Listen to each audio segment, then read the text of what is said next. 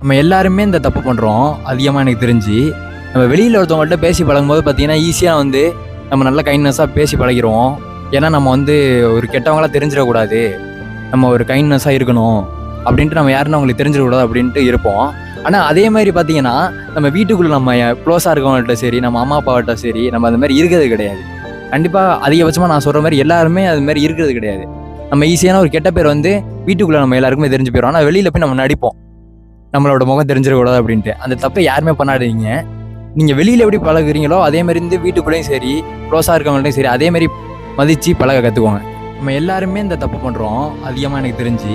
நம்ம வெளியில் ஒருத்தவங்கள்ட்ட பேசி பழகும்போது பார்த்தீங்கன்னா ஈஸியாக நம்ம நல்ல கைண்ட்னஸாக பேசி பழகிடுவோம். ஏன்னா நம்ம ஒரு கெட்டவங்களாக தெரிஞ்சிடக்கூடாது, நம்ம ஒரு கைண்ட்னஸாக இருக்கணும் அப்படின்ட்டு நம்ம யாருன்னு அவங்களுக்கு தெரிஞ்சிடக்கூடாது அப்படின்ட்டு இருப்போம். ஆனால் அதே மாதிரி பார்த்தீங்கன்னா நம்ம வீட்டுக்குள்ளே நம்ம க்ளோஸாக இருக்கவங்கள்ட்ட சரி, நம்ம அம்மா அப்பாவர்கிட்ட சரி, நம்ம அது மாதிரி இருக்கிறது கிடையாது. கண்டிப்பாக அதிகபட்சமாக நான் சொல்கிற மாதிரி எல்லாருமே அது மாதிரி இருக்கிறது கிடையாது.